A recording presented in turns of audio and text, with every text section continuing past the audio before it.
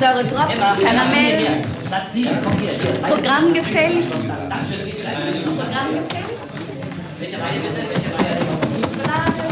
Sauber, was ist das?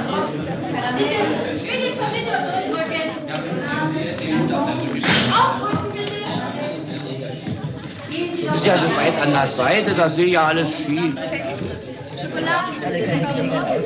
Achtung, Stufe. Jetzt steht Fräulein, wo kann man denn hier aus? Danke vielmals. Bitte da. Nehmen Sie doch bitte Ihren Hut ab. Danke sehr.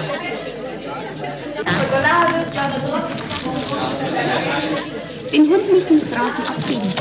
Willst du einen? Nein, danke, ich möchte nicht, danke.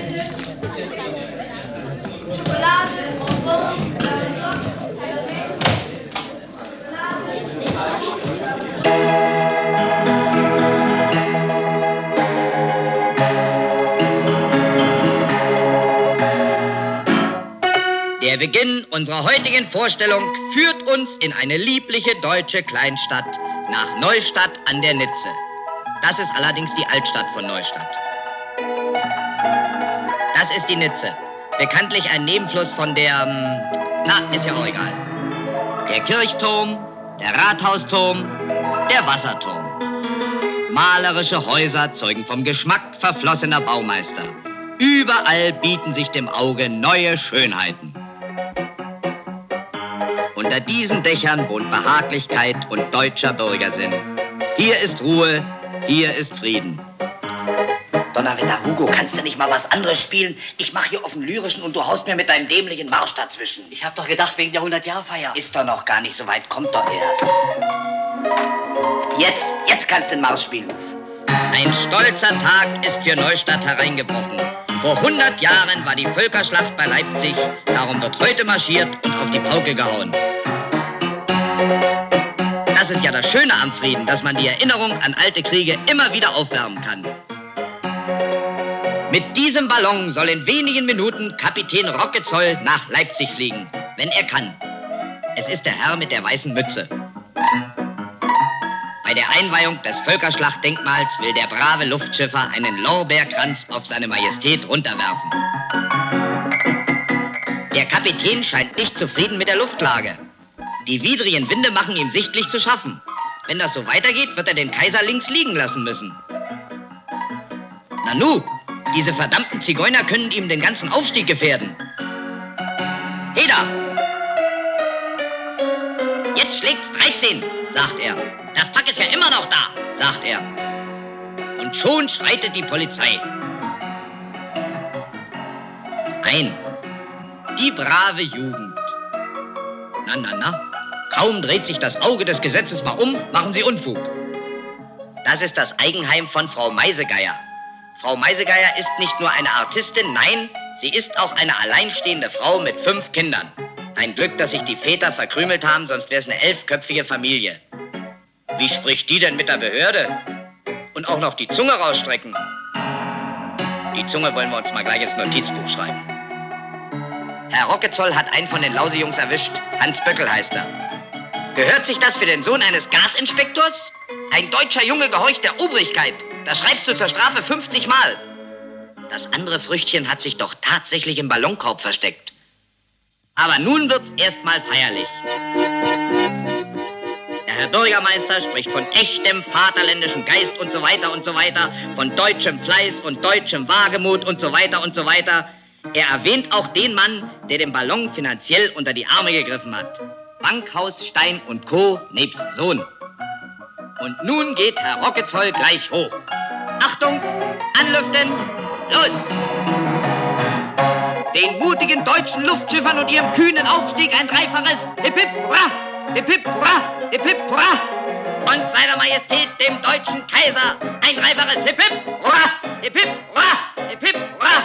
Heil dir im Siegerkranz, Herrscher des Vaterlands, heil. Ja, mit Herz und Hand. Ja, mit Herz und Sand fürs Vaterland. Schluckt nur, Männer, es ist deutsche Erde. ihr werdet bald noch ganz andere Sachen zu schlucken kriegen. Der kühne Luftschiffer blickt nach dem Wind und sieht nicht das Kind. Du verdammter Bengel, wo kommst du denn her? Es ist ja, um in die Luft zu gehen. Na, warte, das wird unten seine Folgen haben. Da ergreifen stürmische Winde den schwankenden Ballon. Soll dieses Kind deutschen Erfindergeistes vielleicht abgetrieben werden? Herr Rockezoll entschließt sich, Gas abzulassen. Eine Stunde später ist der Ballon runtergekommen. So sieht er auch aus. Und um die Völkerschlacht bei Leipzig scheint es sich hier auch nicht zu handeln. Na, Junge, das wird ja morgen in der Schule schönen Ärger geben. Denkste, vor der ganzen Klasse hat ihn Lehrer Schindler auf das Katheder gestellt. Er erzählt, noch unter dem Eindruck des großen Schwindelgefühls, dass sie in Leipzig gelandet wären, direkt neben dem Kaiser.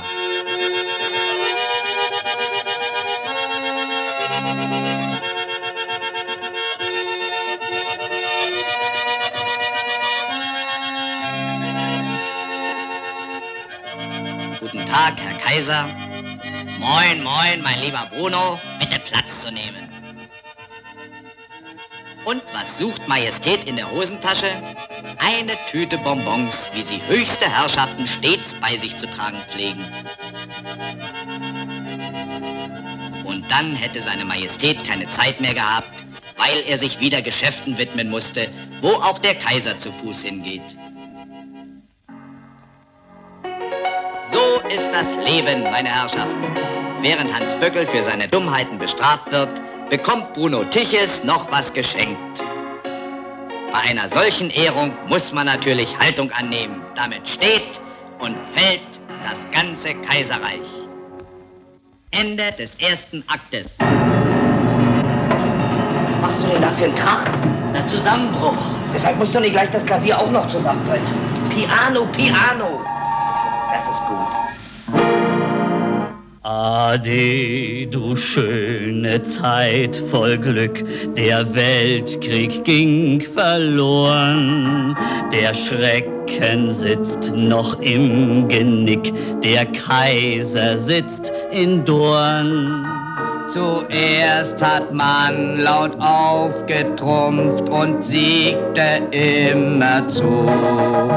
Jetzt ist das Reich sehr eingeschrumpft. Was machen wir denn nun?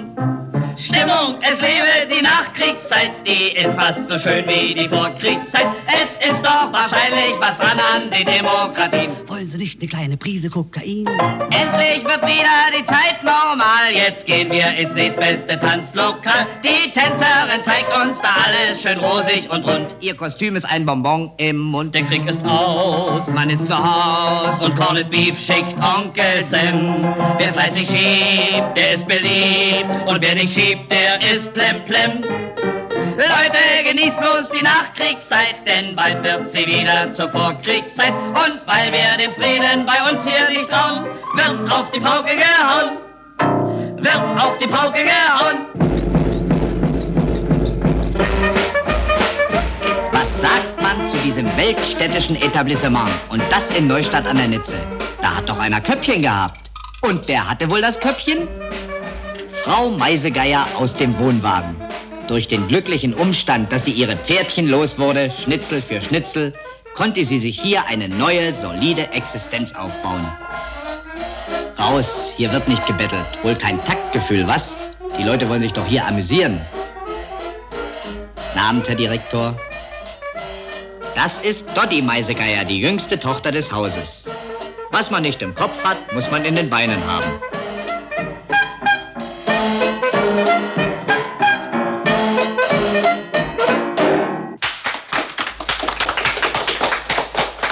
Das ist Karlchen Meisegeier. Jetzt heißt er Schalli. Mal ein bisschen Bewegung, Junge. Kannst doch hier nicht rumstehen, wenn da noch ein paar Damen sitzen.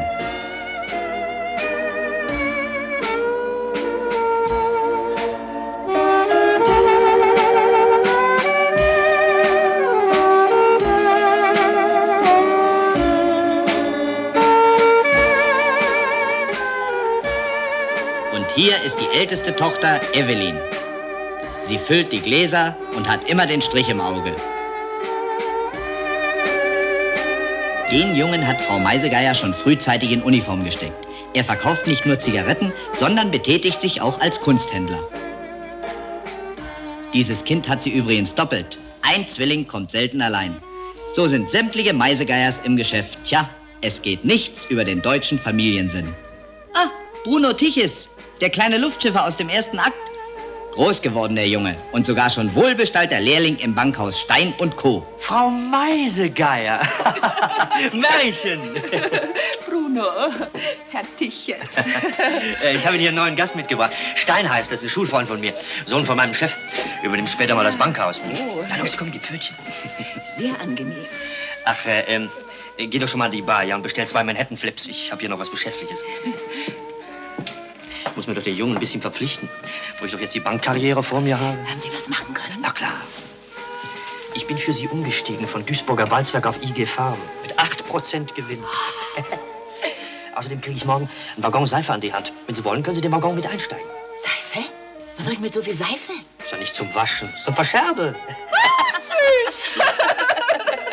Vielleicht ist das was für Charlie. Zweimal was Süßes. Bitte schön. Stein. Ihr kennt euch doch. Charlie Meisegeier. Ach so, guten Abend. Na, bist du immer noch so ein Streber wie in der Penne? Es ist eine Schande, wenn man kein schlechter Schüler war. Na, bild dir bloß nicht zu viel ein auf dein jüdisches Kapieren. Die Konfession meines Kopfes ist wohl Nebensache, nicht? Hauptsache, dass man darin kein Vakuum hat. Mann, ich habe hier drin vielleicht mehr Vakuum wie du. Aber im Turnen warst du eine Nulpe. Da hat sich jemand dispensionieren lassen. Du meinst dispensieren? Mensch, du brauchst mir hier kein Deutsch beibringen. Beizubringen. Noch ein Wort und den... Komm. Charlie! Das ist doch wahr. Bloß weil sein Alter auf den Geldsack sitzt. Guten Abend. Siegfried, Mensch. Ach komm, sei doch kein Frosch. Siegfried. So eine Flasche. Aber nicht überall gibt sich die Jugend dem Taumel des Vergnügens hin. Auch die Göttin der Weisheit kommt nicht zu kurz. Wie zum Beispiel hier an der Münchner Universität. Da ist ja auch Hans Böckel, der Sohn des Gasinspektors, der auf dem Wege ist, ein großer Wissenschaftler zu werden. Er nimmt eifrig an jeder Vorlesung teil. Können Sie das lesen? Nein, vielleicht, wenn Sie mich hochheben. Gern.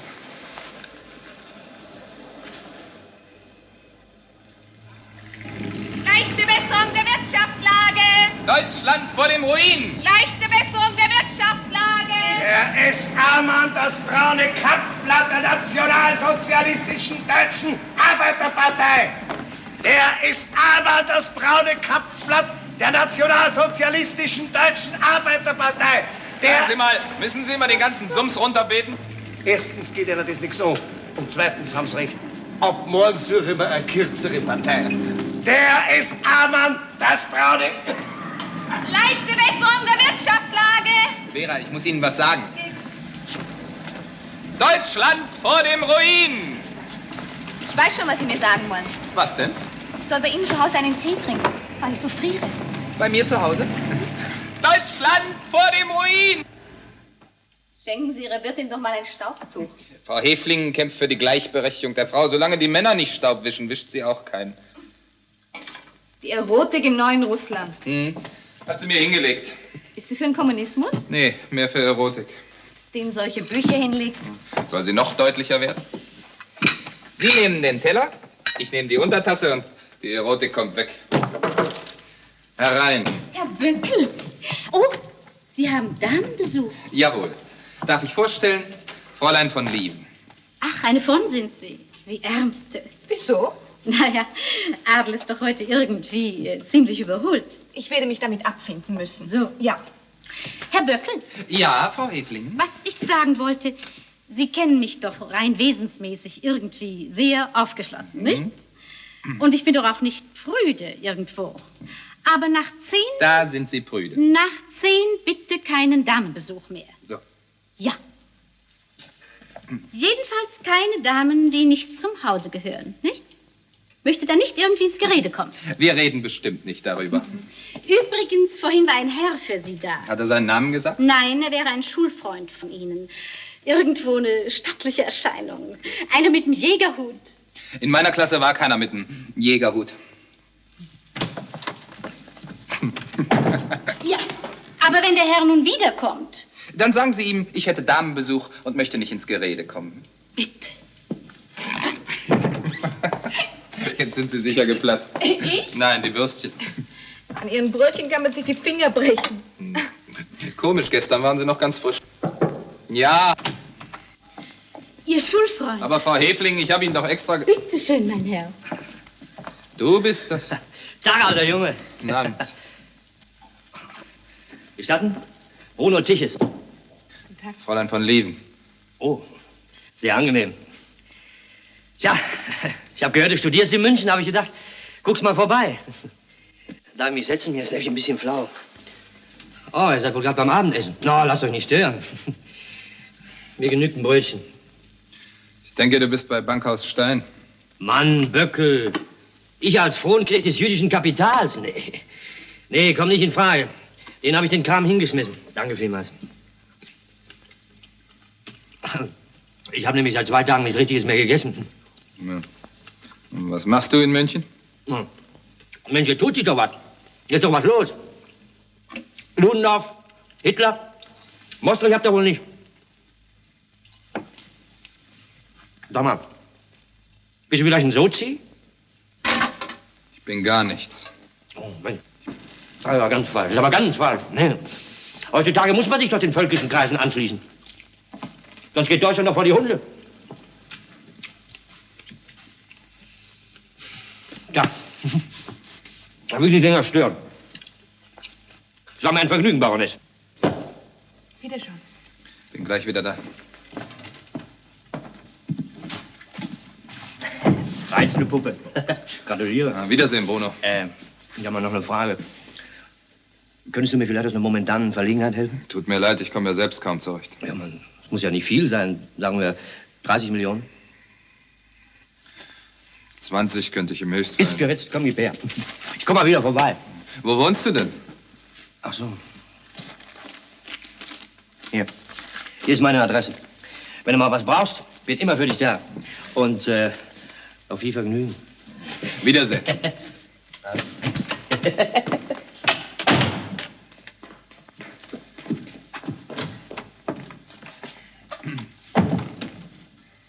Kommen noch mehr aus Ihrer Klasse? Nur noch einer. Hier ist er. Gott sei Dank. Nämlich von Ihren Mitschülern, die ich kenne, sind Sie bisher der Netteste.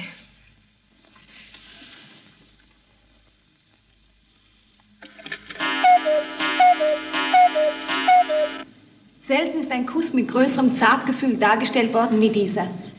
Der hingebungsvolle Gesichtsausdruck der Psyche zeigt das ganze technische Können des alten Meisters.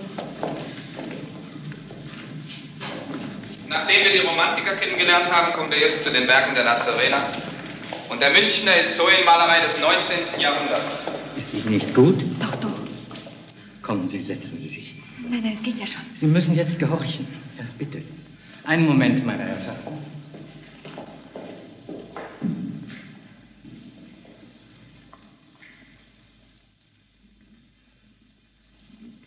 Wir sehen hier den spanischen Gesandten bei der Königin von England.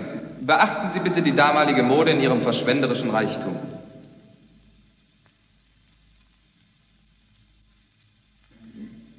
Entschuldigen Sie bitte.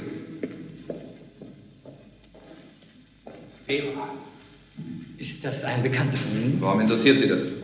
Die Dame bleibt heute Nacht bei mir. Es ist allerhöchste Zeit. Was nehmen Sie sich heraus? Mir gar nichts. Aber Ihre Freundin werde ich den Blinddarm rausnehmen. Ist das wahr? Machen Sie sich keine Sorge. Morgen können Sie sie besuchen. Privatklinik Dr. Sinsberg.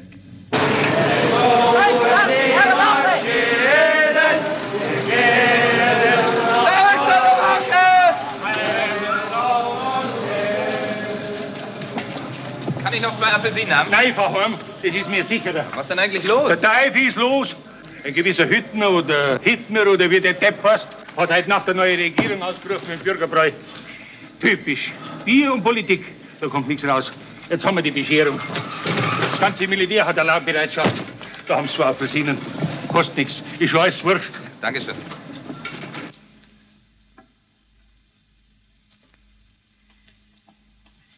Na?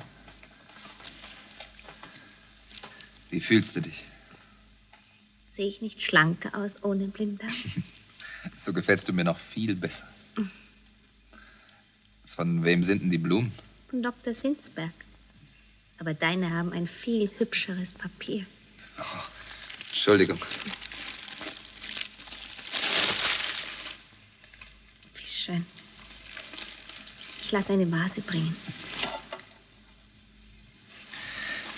Vera, ich möchte dich mal wieder was fragen, aber unterbrich mich nicht. Ich darf nur noch 2 Minuten bleiben. Sag schnell.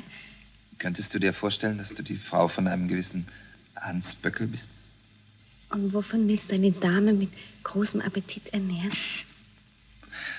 Ich mache selbstverständlich erst meinen Doktor, aber das Brautkleid könntest du dir ruhig schon nähen lassen. Hoffentlich ist es dann noch modern. Sie haben sicher auch geklingelt, aber Sie brauchen keine Angst zu haben. Ist schon alles vorüber. Moment, ich wollte eine Blumenvase. Blumenvase? Ja, haben Sie denn nichts gehört? An der Feldherrnhalle, da war eine Mordschießerei. Die ganze Stadt ist durcheinander. An den Tag, da werden wir noch lange denken. Ich bestimmt. 9. November 23.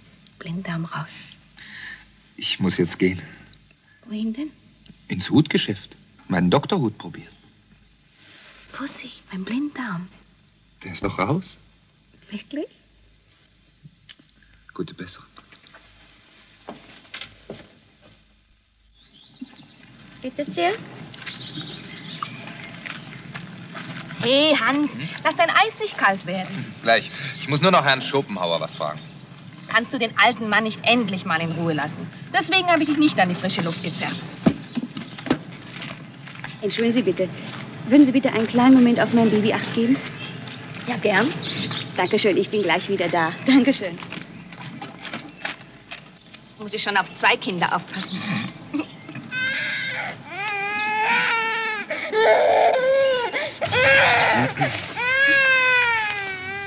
Soll ich ihm ein Stückchen Schopenhauer vorlesen? Du, dann schrei ich gleich mit.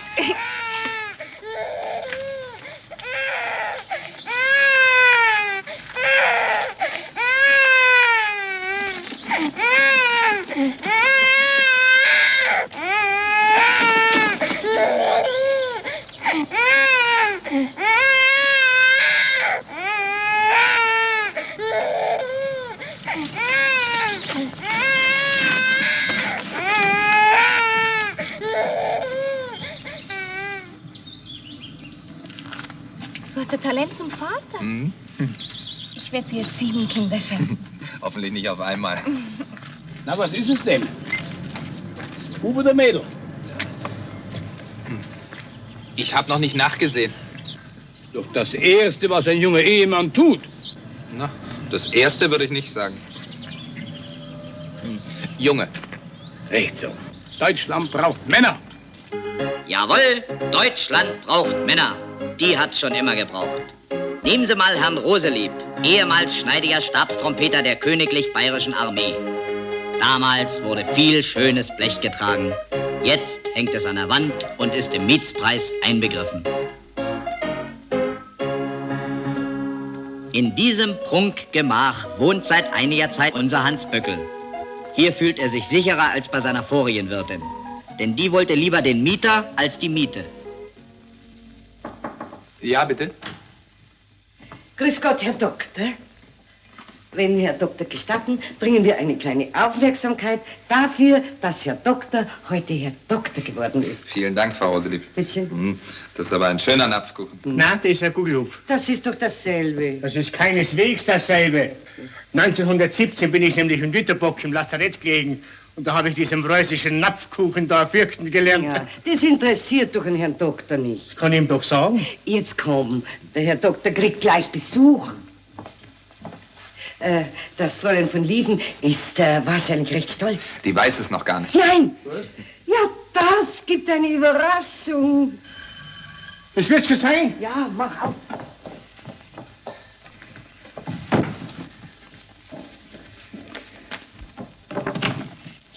Hui. Ist nicht das Fräulein ein fremder Herr?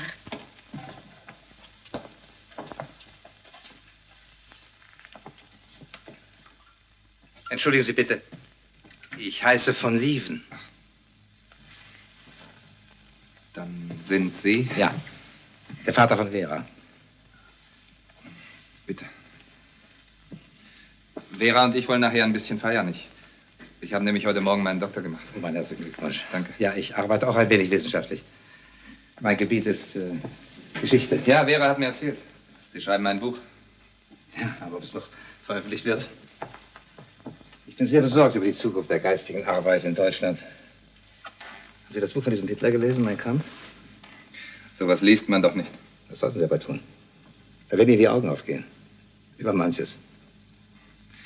Ich glaube, da sehen Sie zu schwarz. Hoffentlich haben Sie recht. Wollen Sie nicht ablegen? Vera muss auch jeden Moment kommen. Nein, mein lieber Herr Böckel. Sie wird nicht kommen. Ist was passiert? Vera ist heute Mittag in die Schweiz gefahren. In die Schweiz? Ohne mir was zu sagen.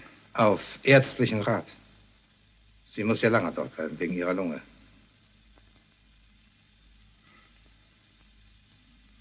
Davon habe ich überhaupt nichts gewusst. Sie weiß es auch erst seit ein paar Tagen. Und wollte sie nicht in Unruhe bringen, wegen ihres Examens. Sie lässt Sie herzlich grüßen und Sie möchten ihr verzeihen, dass sie ohne Abschied abgereist ist. Es wäre ihr zu schwer geworden. Heidler! Mensch, Böckel! Alter Knabe! Sturmführer, komm mal her. Ihr kennt ihn doch auch. Kamerad Meisegeier. Heidler Böckel! Ja, jo, mit uns geht's aufwärts. Langsam kommen wir hoch. In einem Jahr sind wir dran, worauf du dich verlassen kannst. Na, und du? Was hast du inzwischen gemacht? Den Doktor der Philosophie. Na ja, immerhin. Wann denn? Heute. Ja, Mensch, und da sitzt du hier so kümmerlich rum? Nee, los, komm, hopp, los, komm, die Beine aus. Ja, Mann, rutscht mal zusammen. Hier hat einer seinen Doktor gebadet, wie der Lagerschweiz. Gute Idee. Ist ja prima. Herr Ober. Herr Ober. Für jeden großen Enzian. Jawohl, bitte sehr. Für mich nicht. Können wir nicht vertragen, was? Na, wie sieht's denn so aus in der Uni? Ich meine, wie denken die weltanschaulich? Naja, der eine denkt so und der andere so. Wenn wir erst mal an der Macht sind, dann werden wir den Verein schon auf Vordermann bringen. Ober. Hey. So. Kameraden, auf Deutschlands Zukunft. Zicke-Zacke, Zicke-Zacke, hei, hei, hei! Haben Sie meinen Kampf schon gelesen? Noch nicht. Sollten Sie tun. Werden Ihnen die Augen aufgehen über manches. Los, Zigaretten aus. Er kommt. Jetzt fangen wir raus. Na los, komm, hast nicht gehört? Er kommt. Los, verschwinde. Ich möchte zahlen. Aber doch jetzt nicht. Unser Führer kommt. Los, raus, hau ab. Achtung!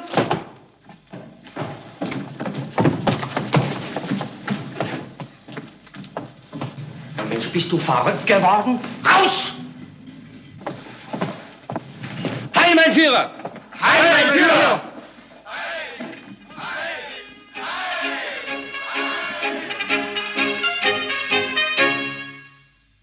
Achtung, Achtung! Wir bringen die endgültige Verteilung der Sitze im neuen Reichstag. Sozialdemokraten 143, Deutschnationale 43, Zentrum 69, Kommunisten 76, Deutsche Volkspartei 26, Bayerische Volkspartei 18, NSDAP 106. Wir setzen die Unterhaltung. Wenn es so weitergeht, hat's der Kerl geschafft. Dem gebe ich 4 Wochen, höchstens. Feuilleton. Ja, die Herren von der Politik sind hier. Meine Herren, kommen Sie, wir müssen die Schlagzeile ändern. Na, was sagen Sie zu den Wahlen? Armes Deutschland. Wieso? Das sind doch ganz starke Kräfte im Kommen. Die gehen auch wieder.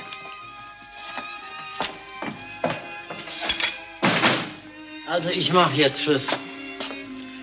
Kommen Sie mit, bitte? Nein, aber würden Sie bitte den Brief für mich einstecken? Was hören Sie denn aus der Schweiz? Immer dasselbe. Leichte Besserung, leichter Rückfall, leichte Besserung. Und das seit 5 Jahren. Aber dadurch, dass Sie die Nächte hier herumsitzen, machen Sie es auch nicht besser. Gehen Sie doch mal tanzen, damit Sie auf andere Gedanken kommen. Gute Nacht.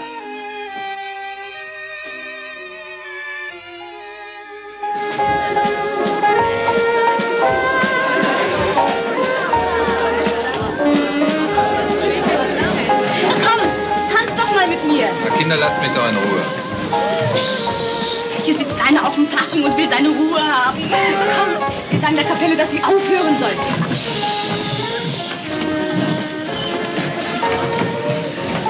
Hauptsache, ihr habt euren Spaß. Bitte helfen Sie mir. Ein pickelischer Turke belästigt mir. Also, erstens sagt man beim Fasching du zueinander und zweitens setzt man sich nicht auf fremde Herren. Warum nicht, wenn darauf Platz ist? Kannst du nicht beim Sprechen die Kartoffel aus dem Mund nehmen? Oh, ich bin nicht von hier, ich bin eine Dänemarkerin. Gefalle ich dir nicht? Doch, Tanzest du nicht? nur wenn ich gereizt werde. Reiße ich dir nicht? Möchtest du was trinken? Oh, bitte schön, einen Apfelsaft. Herr Ober? Was ist nun los? Studentenkabarett. Wollen wir es nur sehen? Komm.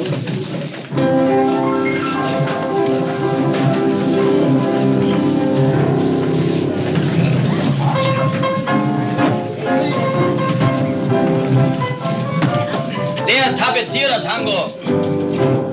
Kinder, was hat Hollywood für Komiker beim Film? Nehmt nur Charlie Chaplin mit dem Bart.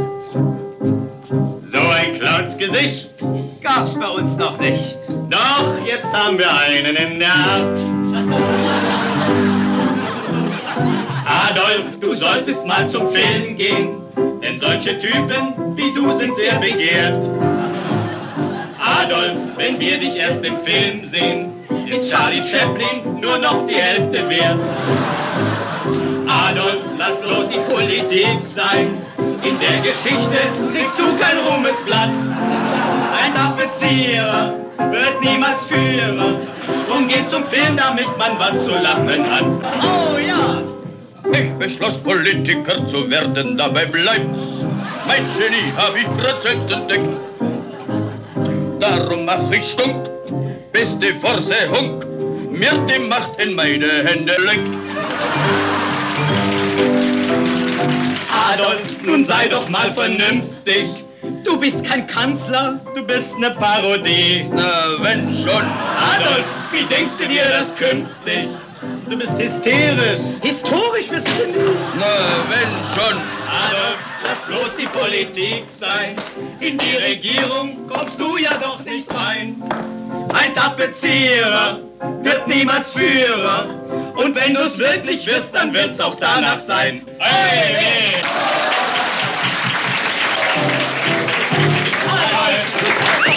Ruhe da! Schlussaugen! Adolf, woher siehst du so braun aus? Der Kunststück jeder zieht mich durch den Kakao. Das muss die Politik sein. Du bist ein Irrer und keine Werkstätte. Ein Tapezierer.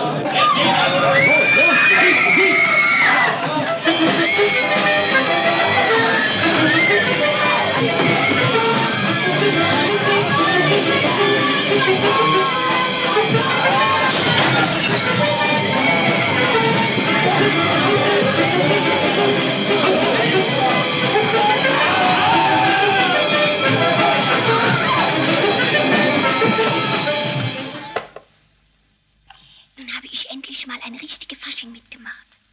Was machst du eigentlich in München? Ich studiere und weiß gar nicht wozu. Psst. Bei uns in Galiläa darf jeder so laut sprechen, wie er will. Auch nachts in fremden Wohnungen? Da erst recht. So. Damit kommst du wohl nach Hause. Oh, ich fühle mich aber noch sehr schwach. Wegen der kleinen Schramme? Nein, wegen Blutverlust. Also komm jetzt. Bei uns in Galiläa, man ist sehr viel gastfreundlicher. Ich möchte mal wissen, was geschehen würde, wenn ich nachts in deine Stube käme. Das möchte ich auch mal wissen. Jetzt komm. Ich finde Fasching gar nicht lustig. Psst. Gar nicht lustig.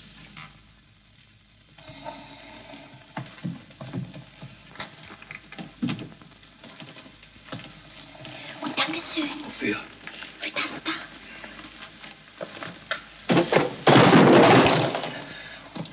Also jetzt aber raus.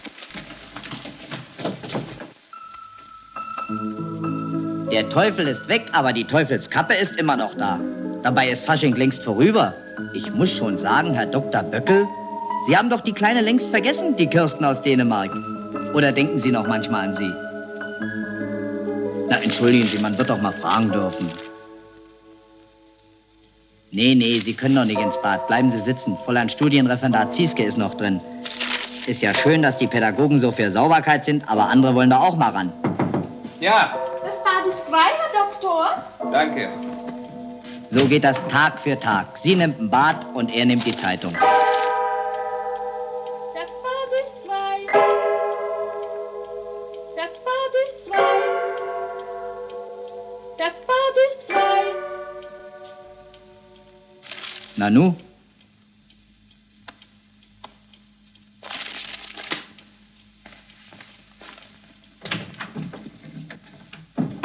Frau Roselieb, Ja, wie viel Bäder nimmt denn Frau Zieske heute? Fräulein Studienreferendar ist doch gestern ausgezogen. Wir haben eine neue. Na, die werden wir erstmal an die Hausordnung gewöhnen. Ja? Bitte um 7:30 steht mir das Bad zur Verfügung. Ich muss pünktlich in der Redaktion sein. Sie? Ja, ich. Wie kommen Sie denn hierher? Ich wohne jetzt hier. Ist Ihnen dieses nicht recht? Natürlich ist mir das nicht recht. Ich hab's nämlich nicht gern, wenn mir Mädchen nachlaufen. Ich bin Sie nicht nachgelaufen. Ich habe dieses Zimmer von Fräulein Zieske übergenommen. Und machen Sie sich keine Sorgen, ich werde Sie schon nicht belästigen.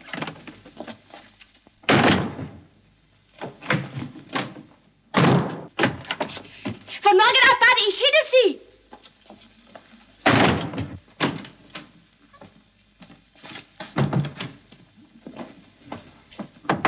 Bad ist frei. Danke.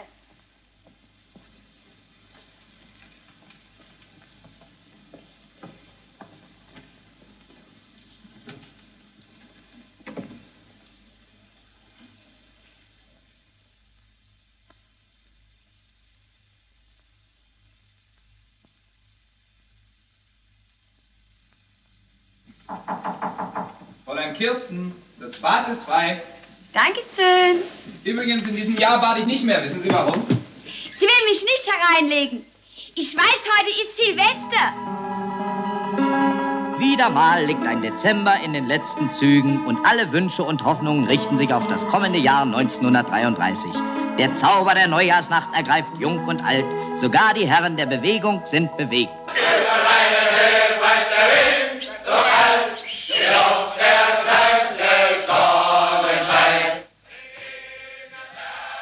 Sturmführer Meisegeier ist wieder mal doll in Stimmung heute, was? Und auch noch eine Rede? Na klar. Da bleibt bestimmt kein Auge für. Na, Woher kennst du die Meisegeiers eigentlich? Ja, aus meiner Heimat. Eine erbgesunde Familie. Mit 2 sauberen Töchtern, sag ich dir. Ja. Rasse. Herr Hitler. Also. Herr Hitler, mit Händewaschen 50 Pfennig zusammen. Ach so. Da. Und im nächsten Jahr wird alles anders. Gepinkelt wird immer. Parteigenossen!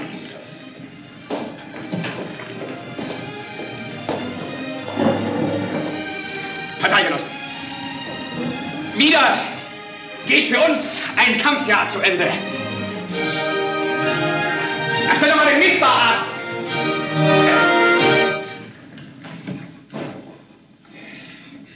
In dieser Stunde sind wir alle beseelt von einem einzigen heißen Wunsche. Möge es unserem Führer gelingen, im Jahre 1933 endlich die Macht zu ergreifen. Amen! Wem gehört der Kalbskopf? Mir.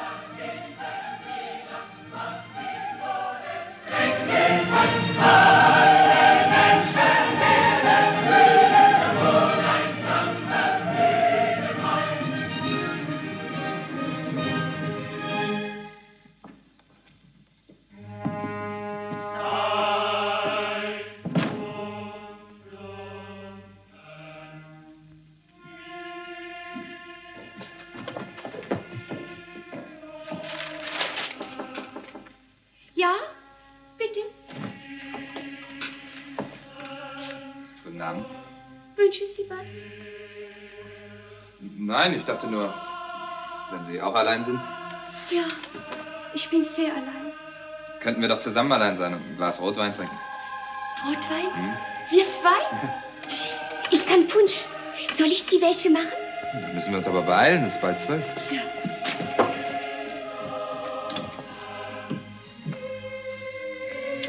Ach, Sie erwarten noch jemand. Nein, jetzt nicht mehr. Wir gehen zu mir rüber. Ich habe einen Balkon.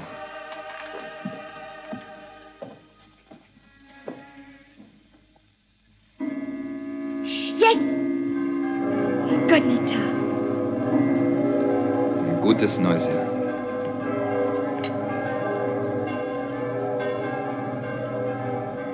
Ob es ein gutes Jahr wird? Bestimmt. Wenn es schon so anfängt.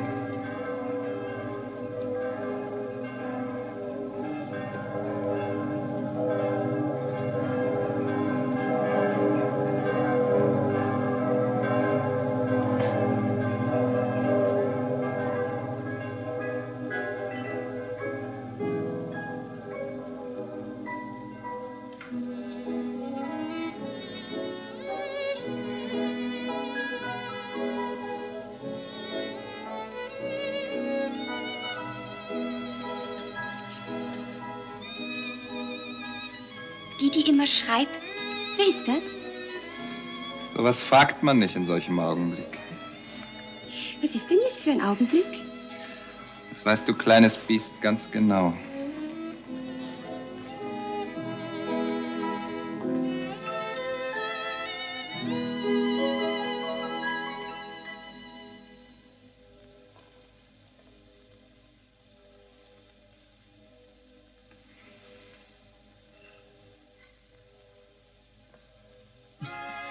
Ist dieser Herr Rosselieb ein Theater? Wieso? Ist dieses denn nicht Lohenggrün? Nein, das setzt Herr Roselieb auf, wenn er das Vaterland verteidigt. Wenn mich jetzt mein Verlobter so sehen könnte. Wer? Herr Henderson, mein bevorstehender Gemahl. Er hat eine marinierte Fischfabrik. So. Stört Sie dieses? Nein. Rollmöpse sind meine Leidenschaft. Roseliebs. Kann man denn dieses Jahr nicht seine Ruhe haben? Ui, der Herr Doktor hat doch Licht. Ja, aber da darf man doch nicht stören. Okay, nein, dem muss ich ein Neujahr wünschen. Nein. Prost, Neujahr! Glückliches neues Jahr. Ach, das ist recht, dass Sie mitsammen feiern. Sonst wird mir ja trübsinnig. Ja, wir sind sehr fidelsinnig. Das warten Sie aber, werden wir gleich das neue Jahr begrüßen. Da gibt's mal die Trompete rüber. Okay, das weckt doch die Leute auf. Jetzt schlaft er doch nicht mehr. Wissen Sie, 1915, da war auch am Silvester. Ja. Oder war es 16? Das ist so wurscht. Wo wir heute den neuen Schwadronchef gekriegt haben, den Dings, den... Sagt ihr, dass der Kaiser... Aber geht doch nicht, das interessiert doch niemand. Ich weiß ja momentan gar nicht mehr. Können Sie Lohenggrün? Nein, den kenne ich nicht. Sie meint, ob du von Lohengrin was blasen kannst. Nein, ich kann nur Kavalleriesignale. Passen Sie mal auf. Ja, aber geht doch nicht. Das passt doch nicht aufs neue Jahr. Das werden wir ja sehen.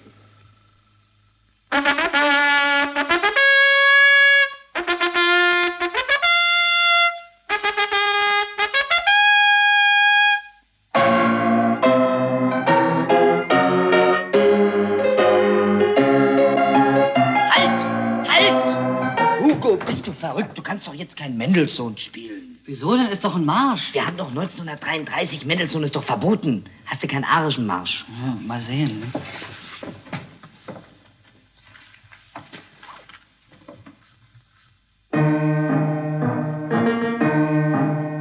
Alle mal herhören. Jetzt wird marschiert.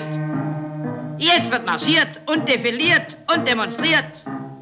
Man darf nur noch schreiten, wenn's im Gleichschritt ist. Auch der Zivilist ist erstmal Infanterist. Alle mal herhören. Jetzt wird marschiert. Jetzt wird pariert. Jetzt wird diktiert. Jetzt wird dressiert. Zwar blüht auf der Heide noch ein Blümelein, Doch jeder tritt mit seinen Stiefeln rein und küsst man am Waldesrand ein Mägdlein fein. Ein Marsch muss der Rhythmus dabei sein, der gibt Schmiss und der passt zum Kommiss. Der Marsch,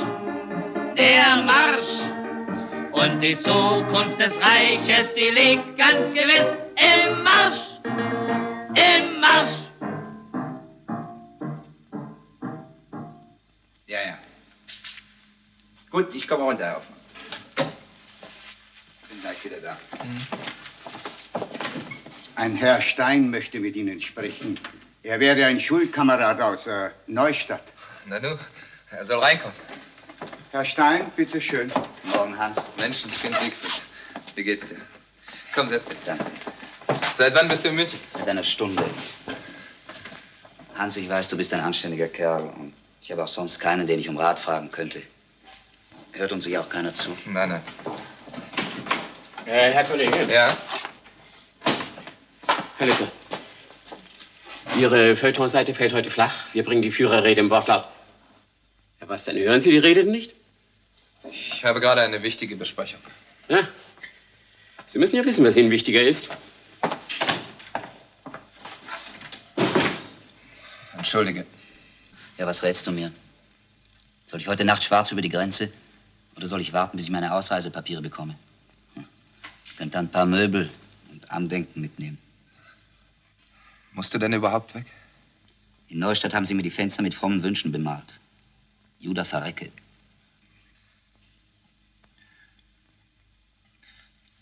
Wie lange kann das dauern mit den Papieren? Das ist ganz unbestimmt. Vielleicht, wenn man irgendwelche Beziehungen hätte. Erinnerst du dich an Bruno Tiches? Ja, natürlich. Der aus dem Luftballon. Ja, der ist jetzt NS-Reichshauptstellenleiter. Der soll was für dich tun. Ausgerechnet so einer? Ich werde auf alle Fälle mal hingehen.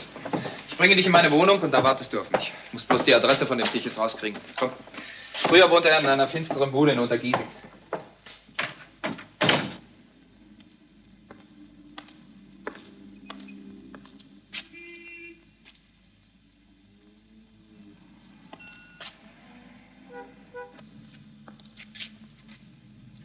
Ja? Wohnt hier Herr Bruno Tiches? Ja. Wer ist denn da? Hans Böckel. Ach so.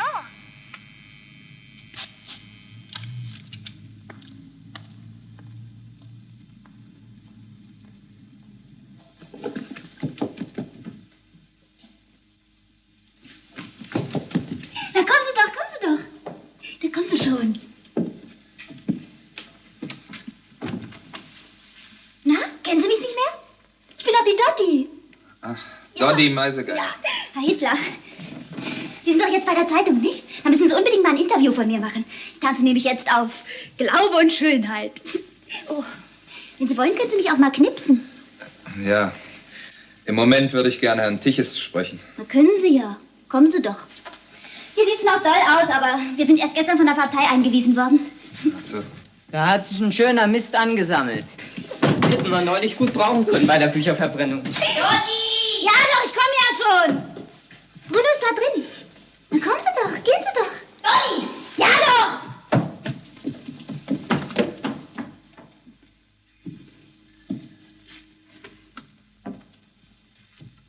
Ah, Böckel, da bist du ja. Entschuldige, wir räumen hier gerade ein bisschen auf. Sieht ja noch aus wie bei Juden. Die sind nämlich getürmt ins Ausland. Einfach alles stehen und liegen lassen. Reicht mir nur das Bild darauf, ja? Oh. Ihr kennt es doch auch. Charlie Meisegeier. Oh, der hat einen anstrengenden Vormittag hinter sich.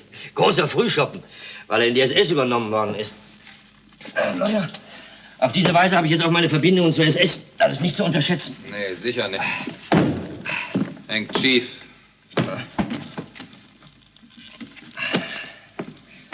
Na, und du? Warum hast du denn angerufen? Hast du Schwierigkeiten? Nein, ich nicht, aber... Dotti, gib sofort das Kleid her. Bruno, sprich mal ein Machtwort. Ich hab's zuerst im Schrank gefunden. Gar nicht wahr. Findest du nicht, dass es mir viel besser steht? Bruno, ich verlange von dir, dass Dotti das sofort auszieht. Los, Dotti, zieh dich aus. Brauche eine Frau. Die Doddy? Ah, nein, die Evelyn. Aber Doddy ist auch nicht schlecht, was? Tja, Bono. Weswegen ich dich sprechen wollte. Mama, das ist Dr. Böckel. Auch aus Neustadt. Ach, Neustadt. Ich habe meine Schwiegermutter in die NS-Frauenschaft eingebaut. Betreuung lediger Mütter, davon versteht sie was. Ja, das ist eine wundervolle Aufgabe. Besonders, wenn man selbst dem Führer 5 Kinder geschenkt hat. Dodi!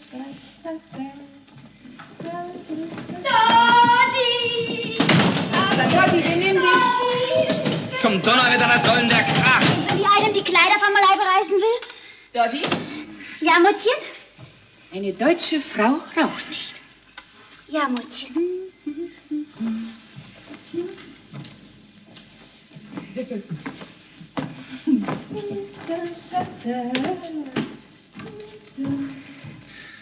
Sag mal, du hast doch so gute Beziehungen. Kannst du nicht was für einen alten Schulfreund tun? Na klar. Was hast du denn für Sorgen? Ich nicht, aber Siegfried Stein. Siegfried Stein? Dieser Judenjunge aus dem Bankhaus? Wo ist er?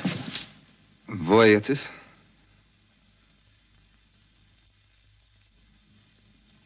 Das weiß ich nicht.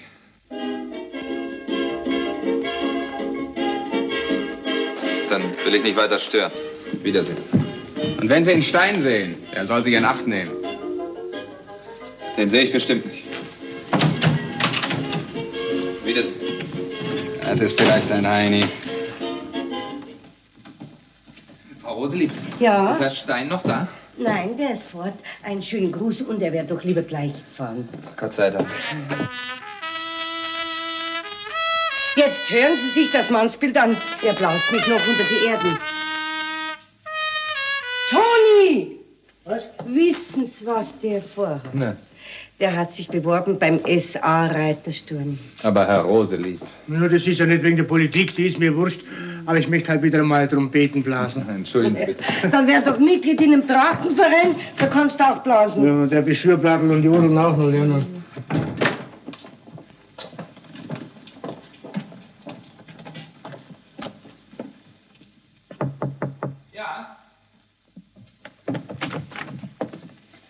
Ich habe ein Telegramm für dich eingenommen, telefonisch. Von wem? Ich habe Dennis geschrieben. Dann lies doch vor. Komm rein.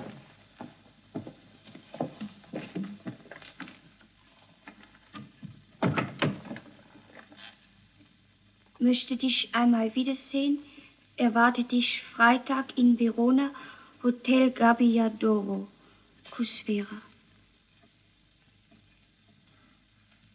Vera. Dann ist sie doch wieder gesund. Freitag, sagst du?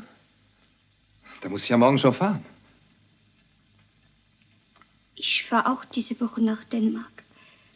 Mein Verlobter Herr Henderson, du erinnerst dich doch, hast Sehnsucht nach mir. Tatsächlich? Das passt ja wunderbar. Ich muss nachher gleich den Chefredakteur anrufen. Wenn er mir keinen Urlaub gibt, dann fahre ich einfach so. Jetzt ist mir alles egal. Mein Gott, wie habe ich darauf gewartet in all den Jahren. Und nun ist es endlich soweit. Ich kann es noch gar nicht fassen. Habe ich denn die Nummer von dem Kerl? Ob sie mich überhaupt wiedererkennt nach der langen Zeit? Habe ich mich verändert? Was meinst du? Kirsten.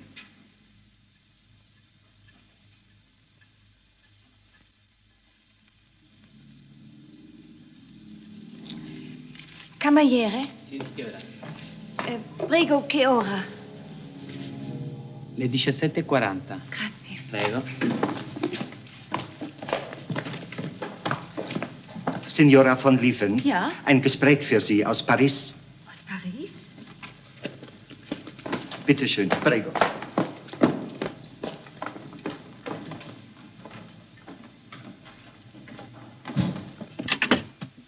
Hallo?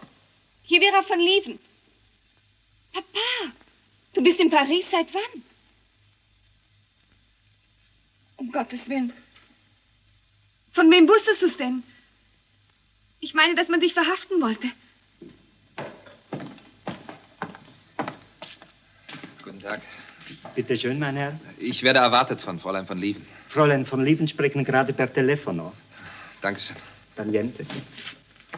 Hast du irgendetwas mit herausnehmen können? Hans! Ja, Papa. Aber lass doch die Bücher. Hauptsache, du bist heil herausgekommen. Ja, natürlich komme ich. In 2 Tagen spätestens. Ganz bestimmt. Leb wohl.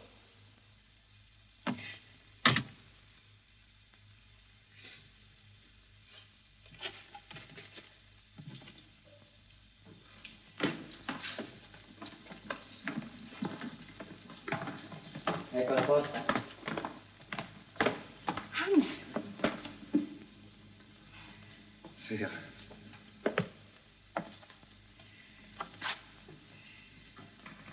Was ist? So groß ist die Freude? Verzeiht, es war alles ein bisschen viel. Nach so langer Zeit? Meinst du, ich habe kein Herzklopfen? Komm, ich zeig dir das Zimmer.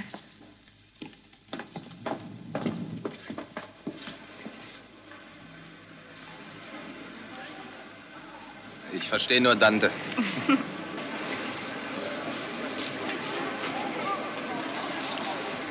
Du, Kirsten, wie findest du das Modell?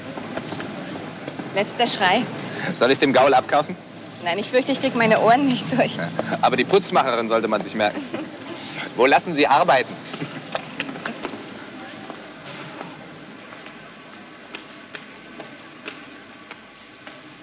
Sag mal, weißt du, dass du eben Kirsten zu mir gesagt hast? Ach, tatsächlich? Na, sowas. Wer ist Kirsten? Eine dänische Studentin, die wohnt bei mir. Bei dir? Ich meine bei Roseliebs, die haben jetzt auch das 2. Zimmer vermietet. Schau mal, das herrliche Portal. Ist sie hübsch? Wer? Ach so, ja, sieht ganz nett aus. Spricht ein bisschen komisch, macht der Akzent. Da drüben gibt's Eis. Wollen wir? Ist dir so warm geworden?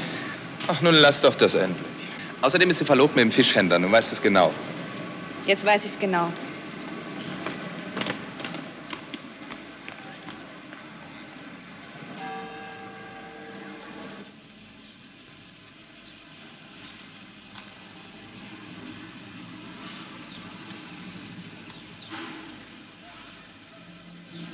Wie soll das eigentlich weitergehen mit uns? Ganz einfach. Nach meiner Rückkehr gehe ich zum Verlagsdirektor, der soll mir mein Gehalt erhöhen. Wenn ich dem alten Geheimrat sage, dass ich heiraten will?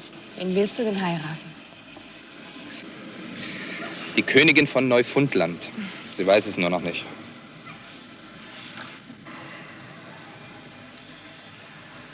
Erinnerst du dich noch, wann du mir zum ersten Mal gesagt hast, dass du mich heiraten wolltest? Genau. 9. November 23. Blinddarm raus. Aus diesem Grunde wurde dieser Tag zum nationalen Feiertag erhoben. Inzwischen ist alles ganz anders geworden. Ich auch? Nein, du nicht. Du bist noch genauso unbekümmert wie früher, wie ich dich in Erinnerung hatte. Aber du hast dich verändert. Findest du? Manchmal denke ich, du lebst in einer ganz fremden Welt und bist nur mal zu Besuch gekommen. Vielleicht. Aber es ist doch alles, wie es war.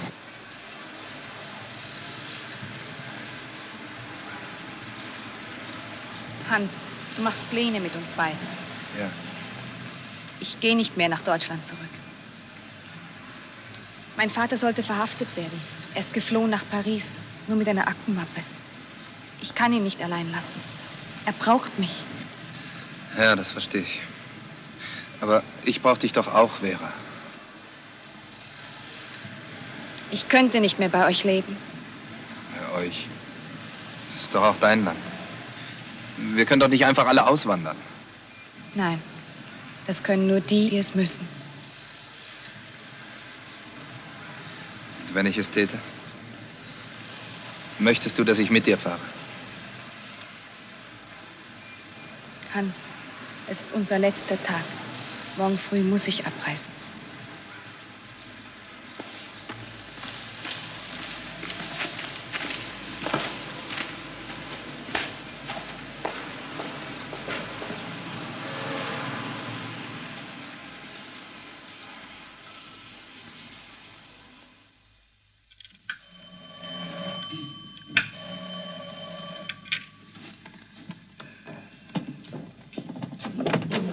Ja, der Herr Doktor. Jesus, der Herr Doktor, schon zurück. Guten Tag, Frau Rose. Was nicht schön in Italien? Hat es Ihnen nicht gefallen? Ich wollte ja zuerst nichts sagen, aber das ist ja kein Land, wissen Sie. 1917, 17, da habe ich am Mizonzo gelegen. Ich kann Ihnen sagen, die Makrone hängen mir heute noch zum Hals raus. Okay, lass doch an Herrn Doktor. Nimm mir mal den Koffer. Das sagt immer, wenn ich was erzählen will, dann weißt du was anderes. Druck die.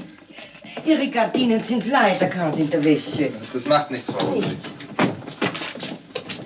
Ach, da können wir ja die Herrschaften gleich miteinander bekannt machen. Das ist Herr Dr. Böckel, von dem wir schon erzählt haben. Ja, und das ist Fräulein Krupka von der Stadtverwaltung. Ja, auf Wiedersehen. Sie hat jetzt das Zimmer von dem Fräulein Kirsten. Wieso? Ja, hat sie Ihnen das nicht geschrieben? Was denn? Die ist doch zurück nach Dänemark. Ja, was die Eltern zu wollen haben, wissen Sie. Ja, weil wir halt jetzt politisch in anderen Umständen leben. So, bitteschön. Jetzt legen Sie erst einmal ab und ich mache Ihnen einen guten Kaffee. Dankeschön, Frau Rose. Ja, Sie, da hat ein Herr Dr. Engler angerufen, der hat gefragt, ob wir Ihre Adresse wüssten. Es wäre dringend. Ich gehe nachher gleich mal rüber zur Redaktion. Dankeschön. Danke. Bitte.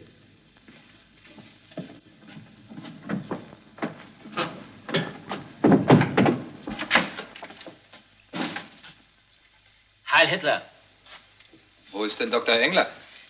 Dr. Engler gehört der Redaktion nicht mehr an. Die Leitung des Feuilletons habe ich selbst übernommen. Sie sind doch Dr. Böckel, nicht? Ja. Aha, Sie stehen ZWV. Wo stehe ich? Zur besonderen Verwendung. Und meine Literaturseite? Macht Parteigenosse Wiedemann. Heil Hitler. Aha, so ist das. Möchte ich wenigstens meine Privatsachen aus dem Schreibtisch nehmen? Dort liegt der Krempel. Sie räumen einfach fremde Schreibtische aus? Wir werden noch ganz was anderes ausräumen, Herr Dr. Böckel. Davon bin ich überzeugt. Ah, Herr Dr. Böckel. Erst konnten Sie nicht schnell genug weg und nun kommen Sie zu früh. Oder zu spät. Antreten in der Setzerei. Wieso denn antreten? Der Betriebsappell der gesamten Gefolgschaft. Oder passt Ihnen das nicht, Volksgenosse Böckel?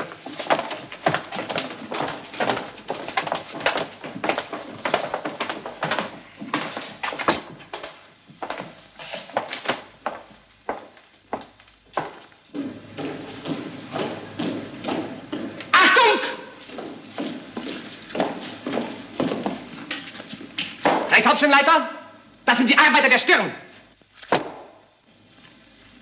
Unser Verlagsleiter Geheimrat Brotzeller. Den Geheimrat wollen wir uns mal abmachen. Heute sind wir alle gleich.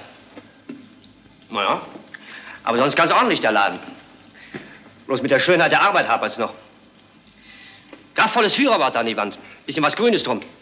Sehr wohl. Und das sind die Schriftleiter.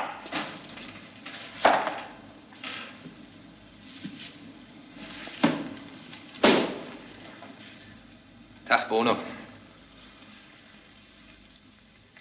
Tag. Betriebsobmann! Der Herr hier kennt offenbar den deutschen Gruß noch nicht. Vielleicht bringen Sie ihm gelegentlich mal bei. Melden Sie sich nachher in meinem Büro.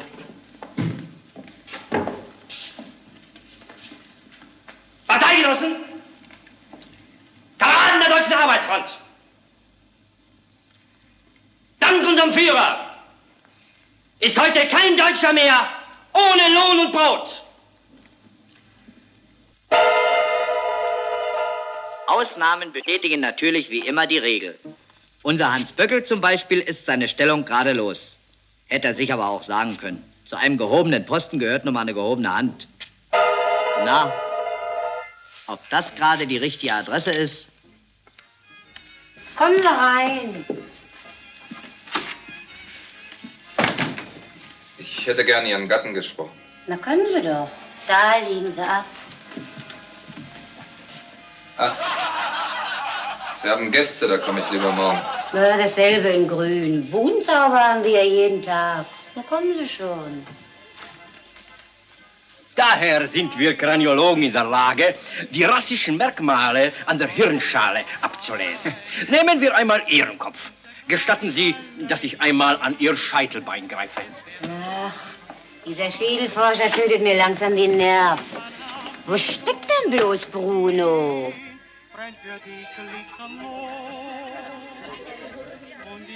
Natürlich. Immer mit Dodi. Oh. Was willst du denn hier? Ich wollte nur einen Rat von dir. Na ja, aber jetzt habe ich gerade Gäste. Tja, dann... Doktorchen, auch mal wieder da. Das ist lieb von Ihnen. Und nicht zu trinken? Bitte. Das ist Champagner. Also lass das bitte jetzt, ja? Sprichst du denn mit deiner Schwiegermama? Also komm mit. Ist es was Wichtiges? Für mich schon.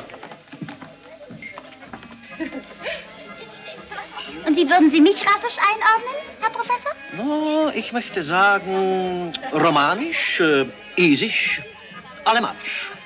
Na, siehste, Doddy, sehr gemischt. Was soll Doddy sein? Gemischt? Doddy ist das Kind von einem sehr bekannten Stehgeiger aus Travemünde. Name ist mir leider entfallen. Was gibt's denn da zu lachen? Es war ein sehr anständiger Herr. Ich habe überhaupt nur Kinder von anständigen Herren. Bitte hör auf, ja? Jedes Kind einen eigenen Vater. Jawohl. Tja, du siehst, man kann eben nicht gegen den Strom schwimmen. Ich habe von Anfang an die Nase im richtigen Wind gehabt. Zum Wohl. Wohlsein. Naja, wir werden das Kind schon schaukeln. Du willst mir helfen? Ehrensäbel. Wird zwar nicht leicht sein, aber ich werde dafür sorgen, dass du in die Partei aufgenommen wirst. Ich in die Partei? Na klar. Damit gehörst du zur Elite der Nation. Das möchte ich nicht.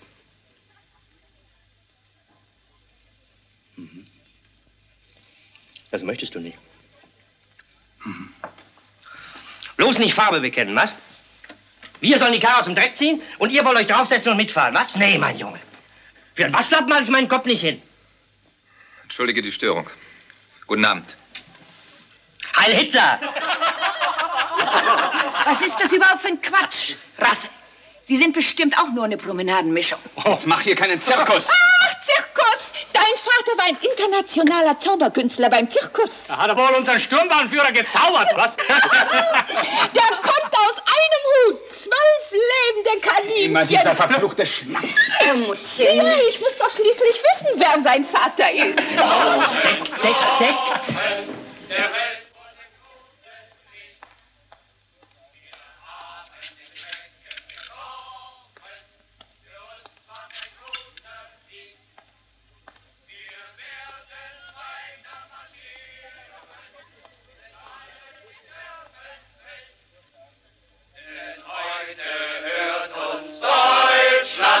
Und morgen die ganze Welt.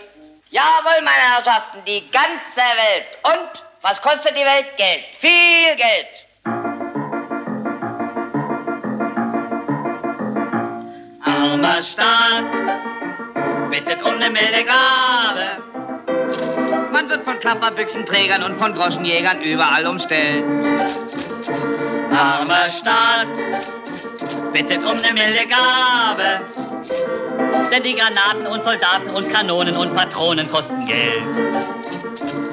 Auf jeder Gasse ruft man die Masse erstmal zur Kasse. Das schöne Kleingeld war einmal dein Geld, das ist vorbei. Armer Staat bittet um eine milde Gabe. Zu einem Land, wo man total ist, da gehört auch die totale Schnorrerei. Für das Erntedankfest, Für den Luftschutz im Land, für den Reichsparteitag, für den Mütterverband, für das Winterhilfswerk, für das Jugendhilfswerk für das Altershilfswerk und noch und noch. Und wenn auch mancher auf die Sammelwuten Groll hat, der Führer liebt nur den, der seine Büchse voll hat. armer Staat bittet um eine milde Gabe. Denn alle Bunker für die Funker und die Panzer für die Lanzer sind bestellt. Armer Staat, bring dich bald um deine Haare. Gib deine Groschen und dein Geld, bis auch bei dir da eins der Groschen einmal fällt. Der Groschen einmal fällt.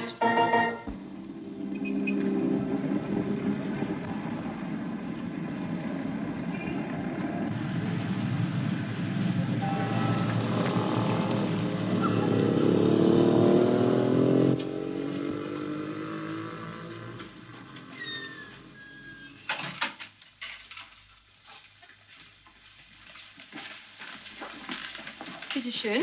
Ach, bitte sagen Sie mir, wo ist Herr Böckel? Herr Böckel, hinten im Antiquariat, bitteschön. Dankeschön, bitteschön. Bitteschön, ist Herr Böckel zugegen? Ja, einen Augenblick bitte.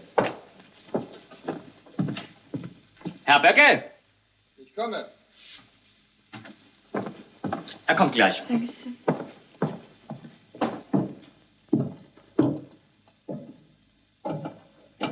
Sie wünschen?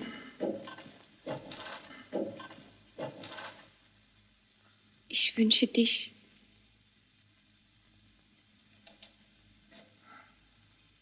Kirsten.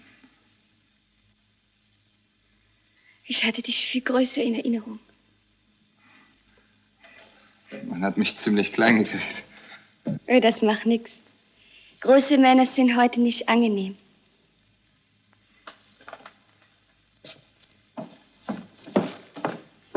Herr Böckel, sind die Kisten für die Auktion fertig? Ich bin gerade dabei. Ja, dann beeilen Sie sich. In einer halben Stunde kommt der Spediteur. Bis dahin schaffen wir das leicht. Was muss da rein? Alles, was hier rumliegt. Na dann los. Ja. Du hast mir doch geschrieben, das wäre eine gute Stellung. Oh, Kisten packen ist heutzutage nicht das Schlechteste.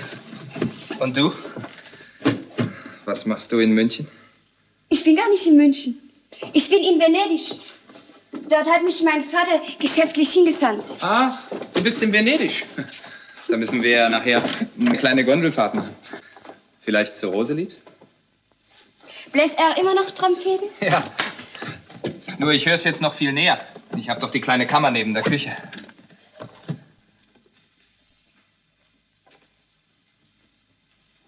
Deine Hose hat mehr Falten als mein Großvater im Gesicht. Ach, Kirsten, ist doch so egal, wie ich aussehe. Du weißt doch, was hier los ist. Sitze da unten in meinem Bücherkeller und warte auf das Wunder. Und nachher kommt das Wunder? Da darfst du nicht so knittert aussehen. Du kannst dich nicht so gehen lassen. Und ich kann dich auch nicht so gehen lassen.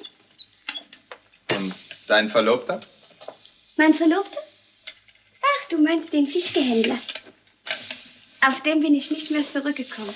Wieso? Ist es aus? Er wurde nicht mehr gebraucht. Da habe ich ihn sterben lassen. Ziemlich raue Sitten. Ich hatte doch niemanden mehr, den ich mit einem Fischgehändler hätte reißen können.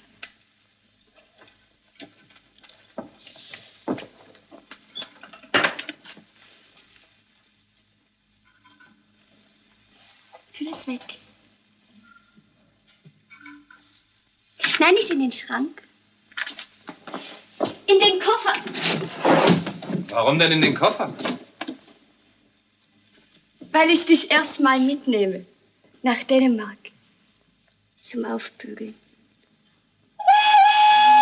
Na, ist das nicht ein schöner Zug von der Dame? Urlaub von der Diktatur macht mehr Spaß als Schule schwänzen. Eine Fahrt ins Blaue und alles Braune ist vergessen. Hier lässt sich's leben. Hier sind die Kühe für Butter und nicht für Kanonen. Hier braucht man weder eine Fachschaftsnummer noch eine Großmutter. Hier kann jeder sagen, was er will. Und hier kann jeder essen, was er will. Danke, danke. Han gør nu ikke noget dårligt indtryk. Nej, undskyldning for, hun kommer anstigende med en tysker. Die Herrschaften bedienen sich begreiflicherweise ihrer Muttersprache. Wenn ich mal kurz erklären darf, Kirstens Verwandtschaft hat unseren Hans aufgenommen, herzlich, aber kühl. Es herrscht ein gesellschaftlicher Feinfrost. Und das kann man den Leuten auch schließlich nicht verdenken. Was Kirstens Vater in der Flasche hat, ist Aquavit garantiert 52%.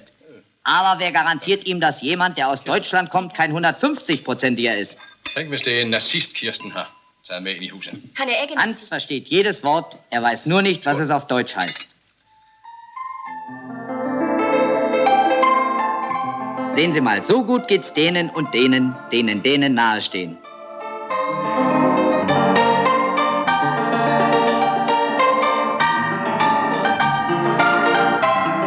Die friedlichen Gestade sind in den Glanz der Morgensonne getaucht Wie seit ewigen Zeiten plätschern auch heute die kleinen Wellen an den Strand.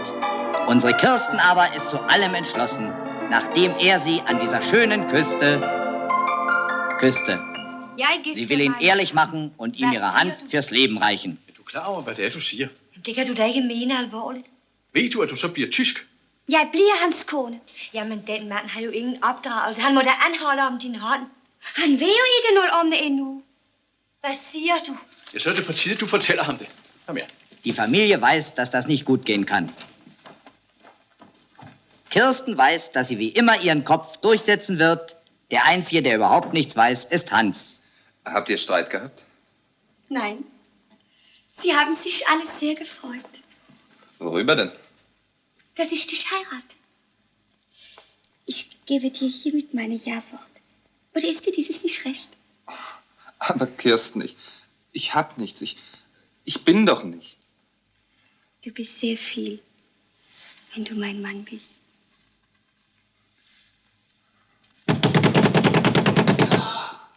Aufstehen! Heiraten! Und das im Lande der Freiheit.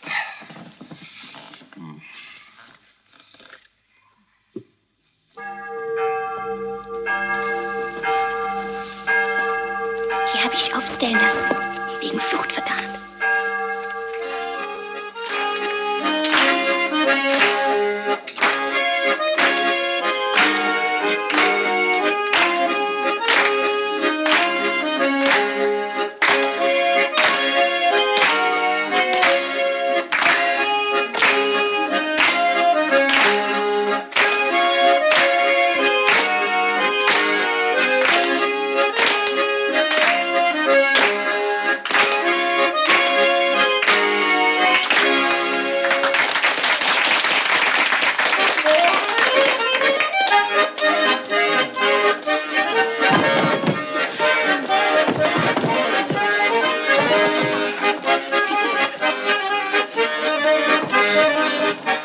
Verzeihung, uns gilt. Ich hatte noch keine Gelegenheit, Ihre Bekanntschaft zu machen, Herr Doktor. Ach, Sie sind Landsmann. Ich heiße Lütjensee vom deutschen Konsulat. Herzlichen Glückwunsch. Dankeschön. Auch Ihnen, gnädige Frau. Alles Gute, alles Beste. Dankeschön. Ich hatte Gelegenheit, Ihnen bei Ihrem letzten Visum nach Deutschland behilflich zu sein. So? Ja. Darf ich Ihren Gatten mal einen Moment entführen? Bitte schön. Entschuldigung. Hvad ville han? Det vil jeg ikke. Ich wollte Ihnen nur sagen, nach unseren letzten Informationen aus Berlin, danke. Es dürfte wohl losgehen. Was meinen Sie? Haben Sie nichts von den polnischen Grenzverletzungen gehört? Ja. Es ist stündlich damit zu rechnen, dass der Führer sich zu einer gewaltsamen Lösung entschließt. Und was das bedeutet, wissen Sie ja. Krieg? Ja. Gott sei Dank, dass du hier bist. Gnädige Frau, Sie sind durch Ihre Heirat deutsche Staatsangehörige. Wir haben Anweisungen, alle Deutschen aufzufordern, unverzüglich in das Reichsgebiet zurückzukehren. Und wenn er hier bleibt? Das möchte ich Ihnen nicht raten. Ich verstehe. Hans.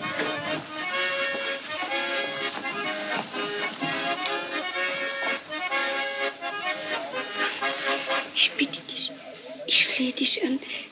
Geh nicht weg. Du bleibst doch hier. Ich weiß nicht.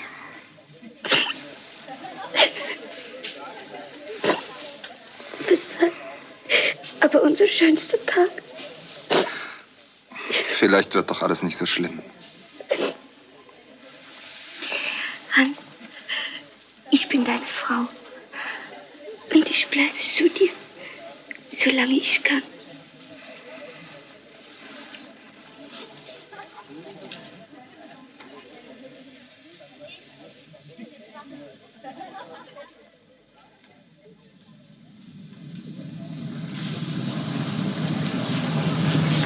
Deutsche Frauen! Eure Männer stehen an den Fronten. In Ost und West, in Nord und Süd. Sie erwarten von uns, dass wir in der Heimat unsere Pflicht tun. Heimatdienst ist Frontdienst. Wir wissen aus der Geschichte, dass die bessere Idee und das bessere Volk immer gesiegt haben. Und wenn auch nach 5-jährigem Ringen der Feind an den Grenzen unseres Reiches steht, mag er nur kommen. Das gibt uns den unerschütterlichen Glauben an den Endsieg. Sieg heil, Sieg heil, Sieg heil!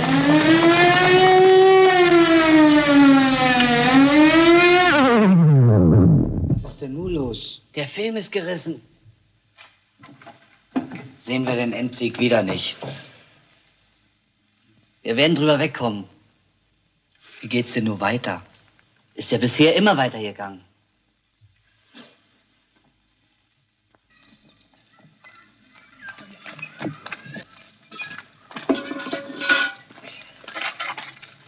Hey, gehen Sie bitte von meinen Äpfeln runter. Auch das ist heute ein Geschenk des Himmels. Der Grünspecht. Wie beliebt? Herr Schindler, kennen Sie mich nicht mehr? Hans Böckel. Sie waren doch mal mein Klassenlehrer. Ja, der Böckel. Ich besinne mich. Du warst immer ein braver Schüler. Warst du auch Soldat? Was machst du in Neustadt? Meine Frau hat hier auf mich gewartet. So, verheiratet bist du auch schon. Hast du mal was von den anderen Jungs aus der Klasse gehört? Manche haben mir noch geschrieben, aber mit der Zeit wurden es immer weniger. Den Stein habe ich noch mal getroffen, bevor er wegging. Und den Tiches. Der Tiches, betragen ungenügend. Der war doch ein ganz hohes Tier in der Partei. Was macht er jetzt? Wenn er noch lebt, geht's ihm schlecht. Ja, ja. Es entgeht keiner seiner Strafe. Oh.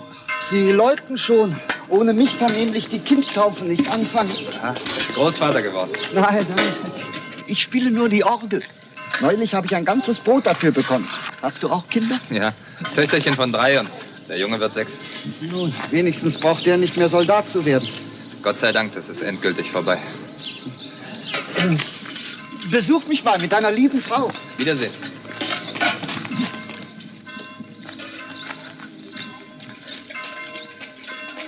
Guten Tag, liebe Frau. Da bin ich wieder. Das ist aber fein, lieber Mann. Hast du denn für den großen Goldklumpen was Schönes bekommen? Oh ja, liebe Frau. Dafür habe ich ein Pferd getauscht. Das ist aber fein, lieber Mann. Da können wir ausreiten und Kutsche fahren. Nein, liebe Frau. Für das Pferd habe ich ein Kuh getauscht. Das ist aber fein, lieber Mann. Von der Kuh haben wir Milch und von der Milch haben wir Sahne und von der Sahne haben wir Butter. Au ja, Pudding! Au ja, Pudding! Psst, ihr müsst ganz leise sein. Herr Büllrum schimpft. Und wenn er uns rausschmeißt, dann können wir nicht mehr Theater machen. Psst, ganz leise. Alla Büllrum! Wo hast du denn den Stein, lieber Mann? In der Hosentasche? Nein. Oder vielleicht da? Auge weg, ich bin kisselig.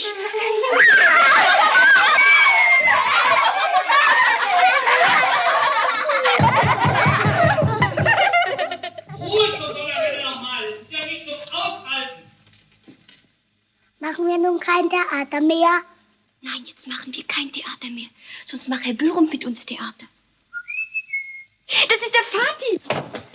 Vati, hast du was? Na, wollt ihr nicht erst mal guten Tag sagen? Ja? Ja. Na, und du, meine Süße? Ja? Hau, meine Puppe. Ist die aber schön. Ne, und ich? Herr Büllrum hat wieder mit uns geschimpft. Lass ihn doch. 1000 Jahre hat keiner schimpfen dürfen. Das holen wir jetzt alles nach. Was, meine Süße? Du schimpfst auch, wenn dir was nicht gefällt, hm? So, und ihr geht jetzt alles schön nach Hause. Und wenn wir wieder Theater machen, sagen wir euch Bescheid. Ja. Wiedersehen, aber schön leise sein. Wiedersehen.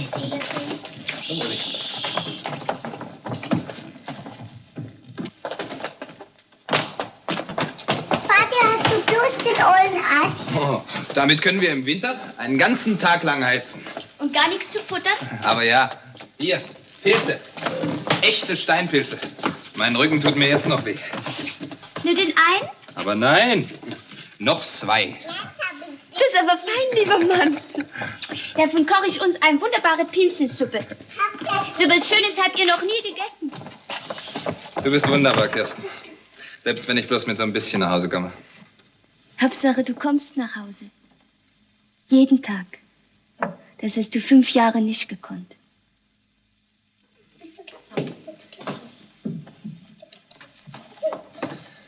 Bei den Bauern ist nichts mehr zu kriegen. Höchstens, wenn man was zu tauschen hat. Ob deine Schwestern wohl böse sind, wenn wir ihr Hochzeitsgeschenk aufessen? Bestimmt nicht.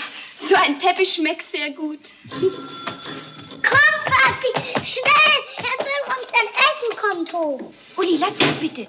So was tut kein anständiger Mensch. Mach sofort die Klappe wieder zu. Oh, Vati, hast du gesehen? 2 richtige Eier. Frisst ihr die ganz alleine? Uli, Herr Böllrum frisst überhaupt nicht. Wovon ist denn der dann so dick? Also jetzt pass mal auf, Uli. Wir haben zwar nur ein paar Pilze auf unserem Teller, aber dafür sind wir lustig und haben uns lieb. Hm? Ja. Und der Herr Böllrum sitzt da oben ganz einsam und böse und isst seine Eier. Nun, möchtest du mit ihm tauschen? Klar, Vati.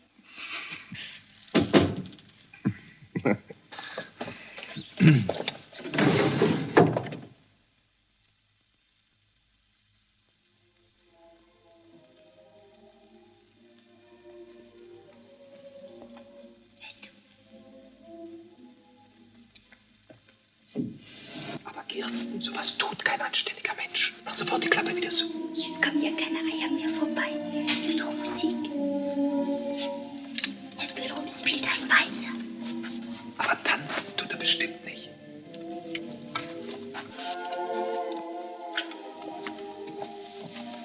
Können wir 2 nicht tanzen? Wenn wir ganz leise sind. Oder reise ich dir nicht?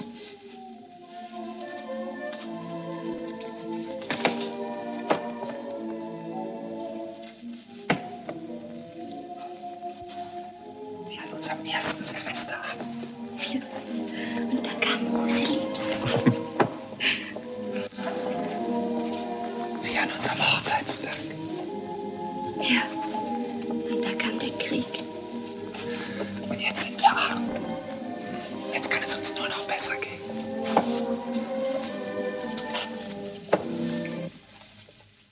Ja, und jetzt ist Rumsberge.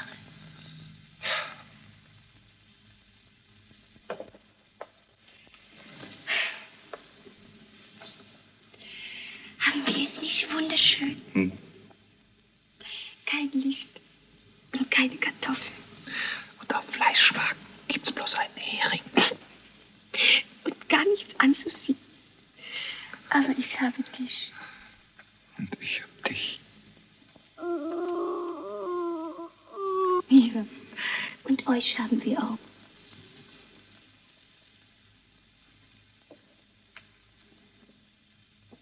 Mami?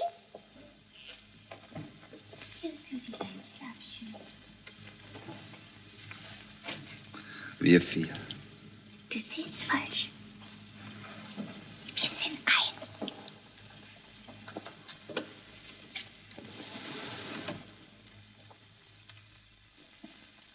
Was wollen Sie denn noch alles für den Abtreter? Das ist ein ganz altes Stück. Na gut, dass Sie es selber einsehen. Neu kann man den auch nicht mehr nennen. Übrigens habe ich jetzt bald genug von dem Zeug. Also mehr gibt's dafür nicht.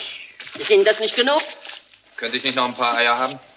Der Teppich ist nämlich sehr wertvoll. Nur, dann nehmen Sie es noch wieder mit. Rafetti? Was ist denn?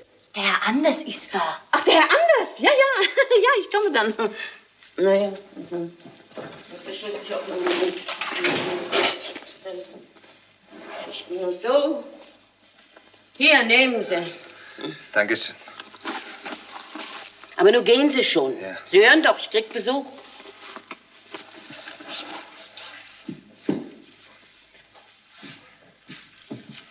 Wiedersehen und vielen Dank. Ja, ja, schon gut.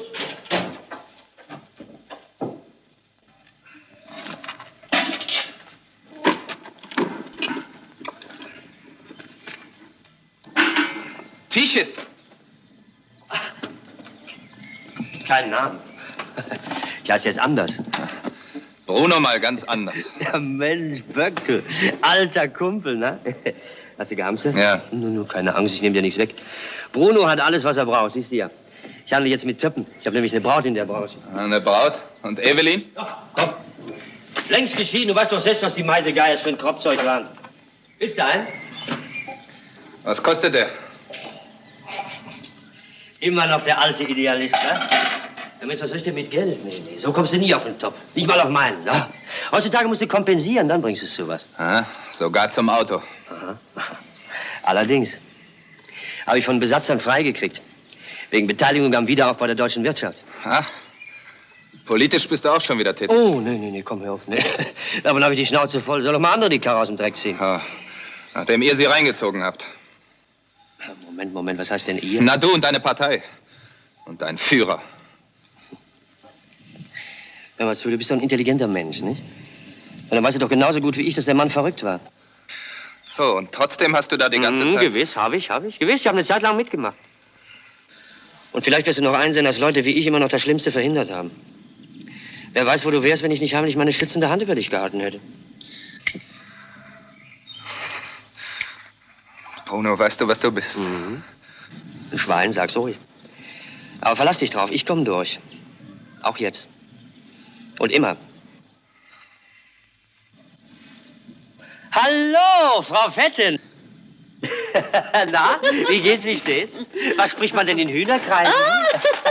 Immer derselbe Herr Anders. Vielleicht hüpfen die lieben Hühnerchen auf so eine Stange. Oh.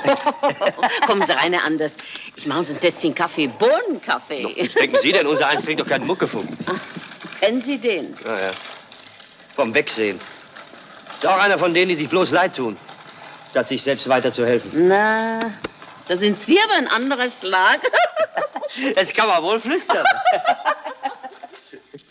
Oh, Mr. Stein, wollen Sie das wirklich tun für meinen Mann? Wenn man sich ein bisschen helfen kann. Entschuldigen Sie. Das ist wirklich ein schrecklicher Tag. So viel Freude ist gar nicht zum Aushalten.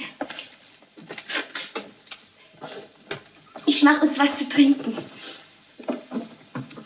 Möchten Sie vielleicht etwas Hübsches lesen? Seinen Fragebogen. Wer ist denn dieses? Hier ist der Weihnachtsmann. Der Weihnachtsmann?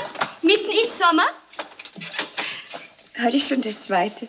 Seht mal, liebe Kinder, was ich euch mitgebracht habe. Das ist ja Vati. Menschenskind Siegfried. Wo kommst du denn her? Aus der neuen Heimat. In die alte. Du, was Wunderschönes. Er hat eine Stellung für dich bei der Zeitung in München. Was? Und du verdienst wieder Geld und wir können eine Wohnung kaufen. Eine eigene Wohnung. Uli, hast du gehört? Eine eigene Wohnung. Eine eigene Wohnung. Eine eigene Ruhe!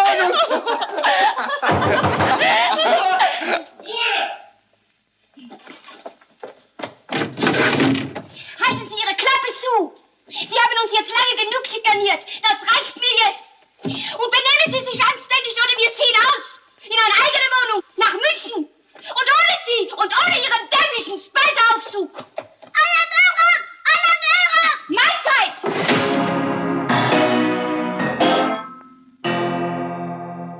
Die Straßen haben Einsamkeitsgefühle und Bretter liefert nicht mehr die Fabrik.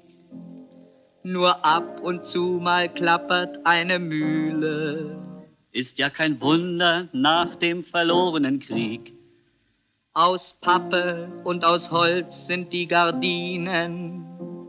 Den Zaun bedeckt ein Zettelmosaik. Wer rauchen will, der muss sich selbst bedienen. Ist ja kein Wunder nach dem verlorenen Krieg. Einst waren wir mal frei. Nun sind wir besetzt, das Land ist entzwei. Was machen wir jetzt? Jetzt kommt das Wirtschaftswunder, jetzt kommt das Wirtschaftswunder. Jetzt gibt's im Laden Karbonaden schon und Räucherflunder. Jetzt kommt das Wirtschaftswunder, jetzt kommt das Wirtschaftswunder. Der deutsche Bauch erholt sich auch und ist schon sehr viel runder. Jetzt schmeckt das Eisbein wieder in Aspik. Ist ja kein Wunder nach dem verlorenen Krieg. Man muss beim Autofahren nicht mehr mit Brennstoff sparen. Wer Sorgen hat, hat auch Likör und gleich in hellen Scharen. Die Läden offenbaren uns wieder Luxuswaren. Die ersten Nazis schreiben fleißig ihre Memoiren. Denn den Verlegern fehlt es an Kritik. Ist ja kein Wunder nach dem verlorenen Krieg. Ist ja kein Wunder nach dem verlorenen Krieg. Wenn wir auf ein armes Land sind und so ziemlich abgebrannt sind, zeigen wir, dass wir imposant sind, weil wir etwas überspannt sind. Wieder hauen wir auf die Pauke, wir leben hoch, hoch, hoch, hoch, hoch, hoch, hoch. das Wirtschaftswunder. Das ist das Wirtschaftswunder. Zwar gibt es Leute, die leben heute noch zwischen Dreck und Plunder. Doch für die Naziknaben, die das verschuldet haben, hat unser Staat viel Geld parat und spendet Monatsgaben. Wir sind eine ungelernte Republik. Ist ja kein Wunder, ist ja kein Wunder, ist ja kein Wunder nach dem verlorenen Krieg. Soll ich warten, Herr Direktor? Natürlich sollst du warten. Und gewöhne gefälligst den ironischen Ton ab, ja? Schließlich hast du es mir zu verdanken, dass du wieder Uniform tragen kannst.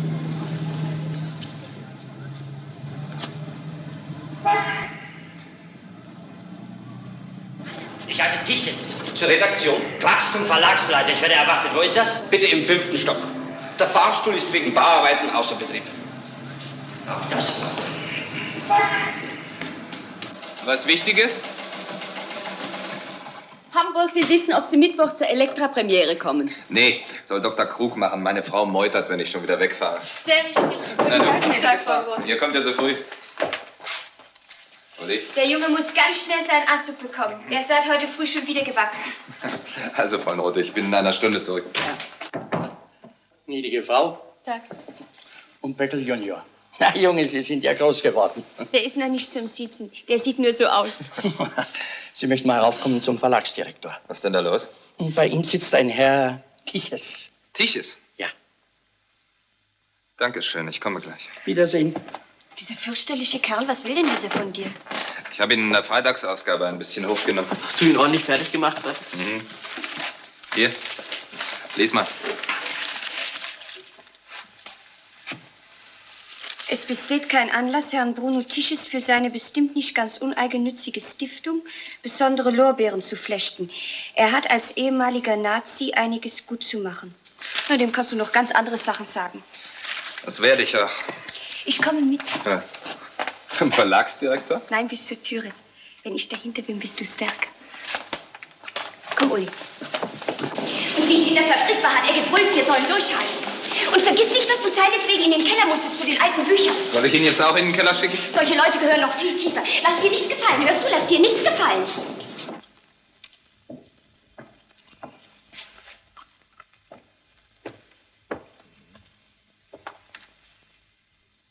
Du bist das.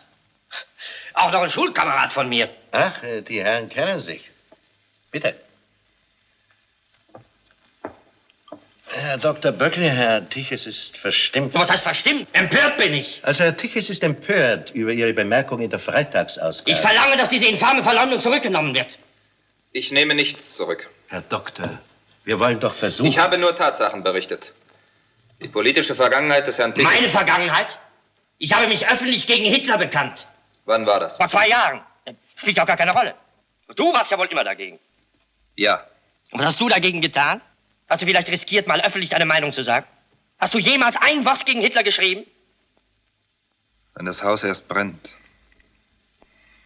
Mit Tinte kann man es nicht löschen. Man hätte vorher etwas tun müssen. Und warum habt ihr nichts getan? Weil wir euch damals nicht ernst genommen haben. Aber inzwischen haben wir hinzugelernt. Auf euch muss man aufpassen, bevor ihr die Zündhölzer wieder in der Hand habt. Und deshalb wird nichts dementiert und nichts zurückgenommen. Na, dann will ich Ihnen mal was sagen, meine Herren. Sie kennen meinen Einfluss auf diverse große Industrieunternehmungen. Ich werde dafür sorgen, dass Ihnen sämtliche fetten Inserate entzogen werden, solange sich dieser Herr Böckel hier breit macht. Es kostet mich ein Lächeln. Aber Sie gehen dabei baden. Aber ich bitte Sie, Herr Tiches. Generaldirektor Tiches. Ihretwegen bin ich schon mal aus meiner Stellung geflogen. Und wenn ich jetzt wieder rausfliege, mich schüchtern Sie nicht mehr ein. Auf Wiedersehen, Herr Böckel. Sie hören noch von mir. Warum sagen Sie nicht Herr Littler? Das bin ich doch so gewohnt von Ihnen. Prima Party.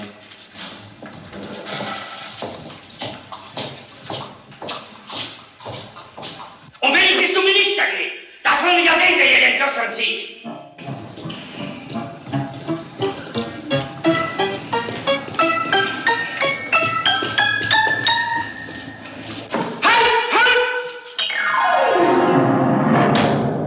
Abwärts.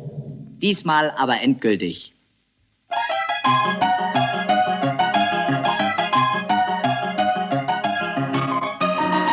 Pass doch auf, Junge, du musst doch jetzt was Trauriges spielen. Ich dachte, das wäre das Happy End. Hast du denn gar keine Pietät? Los, Harmonium.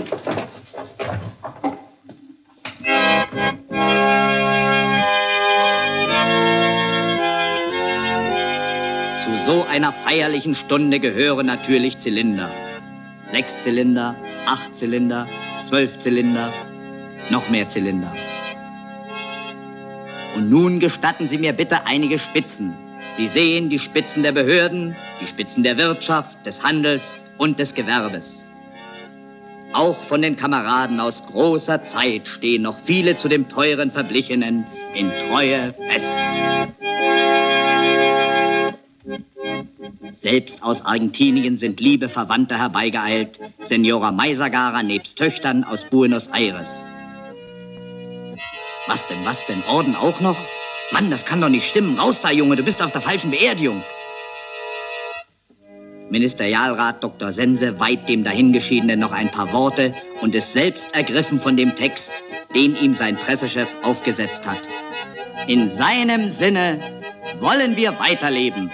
Begreiflich, dass dabei mancher Hut hochgeht. Bruno Tiches ist verschieden, aber Verschiedene seines Schlages leben weiter. So viele Fahrstühle können ja auch gar nicht repariert werden.